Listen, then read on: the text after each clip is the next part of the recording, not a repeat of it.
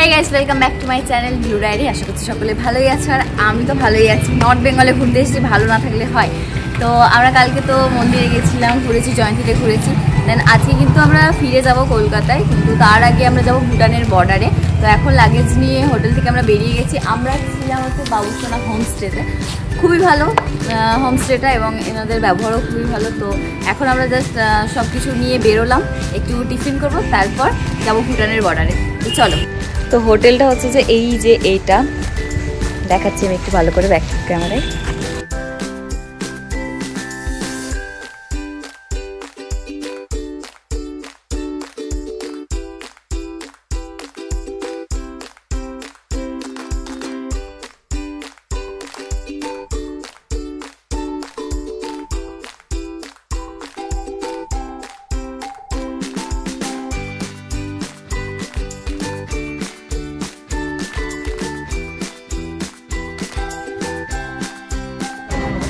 তো আমরা যেতে যেতে রাস্তার মাঝে এখন টি স্টেট দেখতে পেয়েছি, তার জন্য সবাই নেমে পড়েছে, ছবি তোলা হচ্ছে, ভিডিও করা হচ্ছে, এইসব হচ্ছে।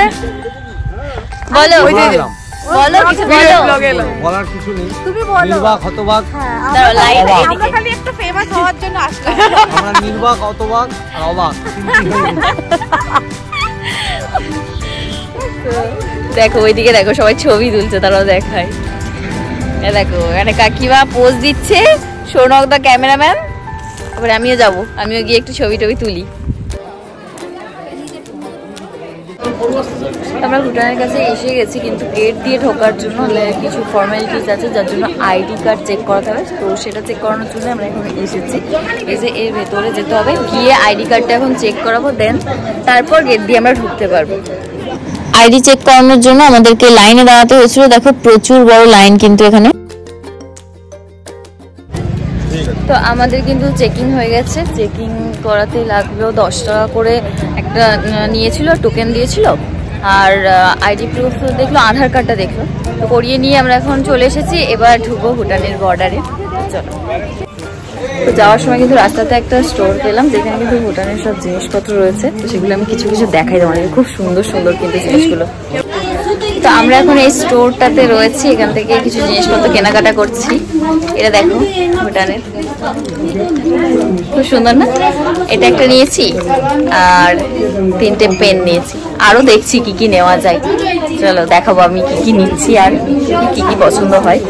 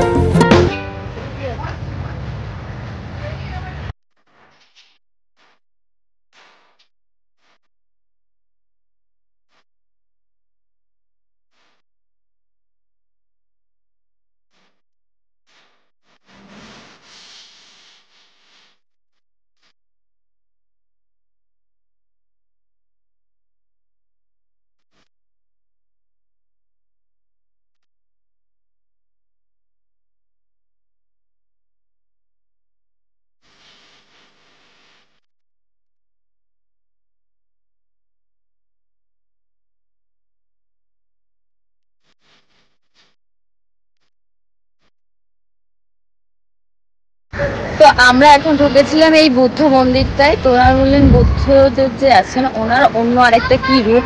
প্রীতি কি বলেছে রে, কি রূপ? বলো বলো। মানে বুদ্ধেরই আরেকটা সেকেন্ড রূপ।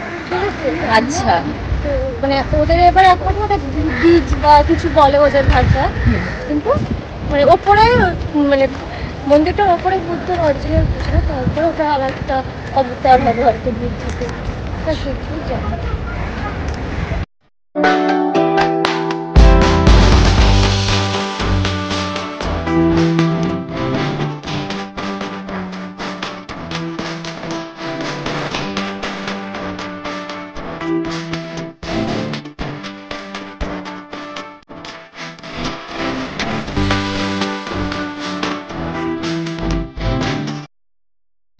আমরা সকলে মিলে ঘুরছিলাম ভুটান শহরটা কিন্তু খুবই অসাধারণ, আমার তো ভীষণ ভালো লেগেছে।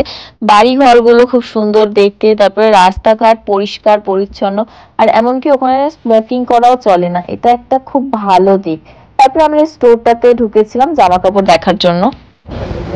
তো আমরা যেহেতু অনেকটা লেট করে ফেলেছিলাম, তার জন্য কিন্তু আমরা ভুটানের বর্ডার পর্যন্ত যেতে পারিনি। ভুটানের মার্কেটটাতেই আমরা ঘুরছিলাম, সেখান থেকে আমরা কিছু কেনাকাটা করলাম। এবার ট্রেনের টাইম হয়ে যাচ্ছে বলে এবার আমরা গাড়ির দিকে রওনা দিচ্ছি, যেখানে আমাদের গাড়ি রাখা আছে, তো সেখানে যাই, গিয়ে গাড়ি করে এবার স্টেশনে।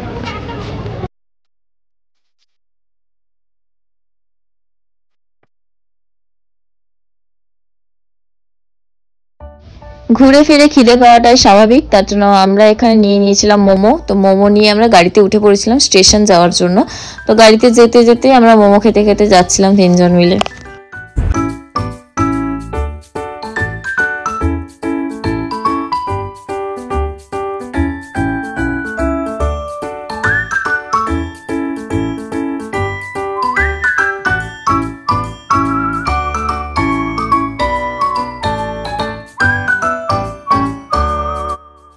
স্টেশনে এসে আমরা ট্রেনের ওয়েট করছি, কারণ ট্রেন আমাদের একটু লেট ছিল। তো সবাই এখানে দেখো জিনিসপত্র নিয়ে বসে আছে। তো ফাইনালি ট্রেন এসে ঢুকে গেল। তো চলো আমরা ট্রেনে উঠি।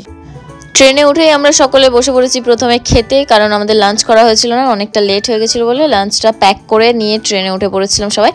তো নেওয়া হয়েছিল বিরিয়ানি, কিন্তু আলটিমেটলি যেটা দেখা গেল ডিমের ঝোল ভাত, খুবই জঘন্য খেতে ছিল, অখাদ্য কুখাদ্য যতটা। তারপরে আমাদেরকে ঋত্বিকা বাঁচিয়েছে, ও বানিয়ে এনেছিল কেক, তো সেটা সকলে মিলে খেয়ে একটু আমাদের মুখটা ঠিক হয়েছিল। তারপরে আমরা বসে পড়েছিলাম আবার চা খেতে। কাঁচা দুধের গন্ধ যাবে তো কিন্তু প্রত্যেকটা টুডে আমাদের দরকার। চিয়ার্স! দুধ চা, লিকার চা, সমস্ত চা একসঙ্গে। চিয়ার্স! এই লাস্ট অফ কি দিচ্ছে ওই যে ট্রেন যাক, লাস্ট অফ তো আমার এ মাইরে ঘুর দিয়া রুটি চিনি দিয়ে চা আলগা করে দিয়ে খা। চা বাগানের চা আমরা তুলে নিয়ে এসেছি, কলম ছাড়তে না ছাড়তে পুরো চা নিয়ে দেখো, কাঁচা দুধ দিয়ে এখানে একটা চা, ওখানে একটা চা, গরম কাটা চামচ দিয়ে। আবার চা বাগানে গিয়ে যেন নতুন কথা শুনছি, বলছে চা দুধ দিয়ে না, কাটা চামচ দিয়েও খেতে হয়।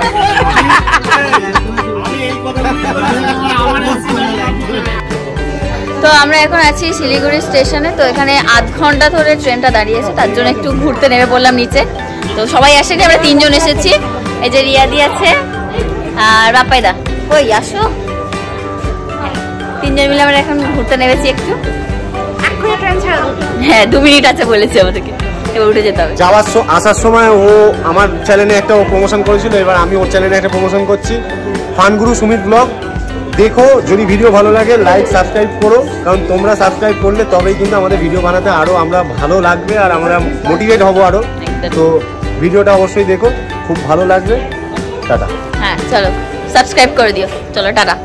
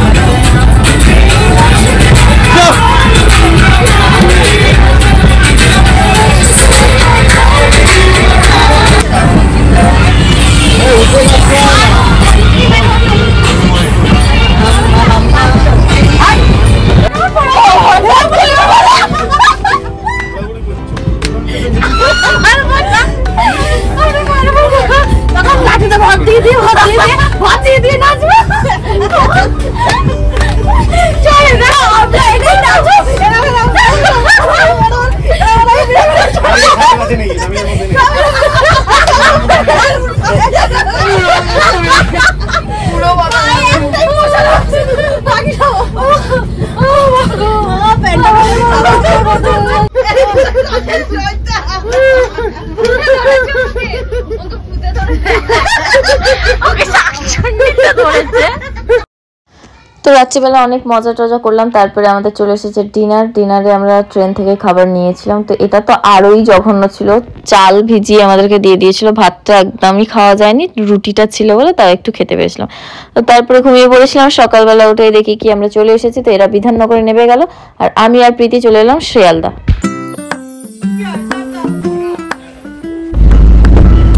সো আমাদের নর্থ বেঙ্গলের ট্রিপ কমপ্লিট, খুব মজা করেছি, খুব সুন্দর জায়গাটা ছিল।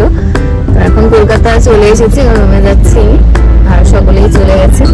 ভিডিওটা যদি ভালো লাগে লাইক কমেন্ট শেয়ার সাবস্ক্রাইব করে দেবেন। দেখা হচ্ছে নেক্সট ভিডিওতে। চলো টাটা।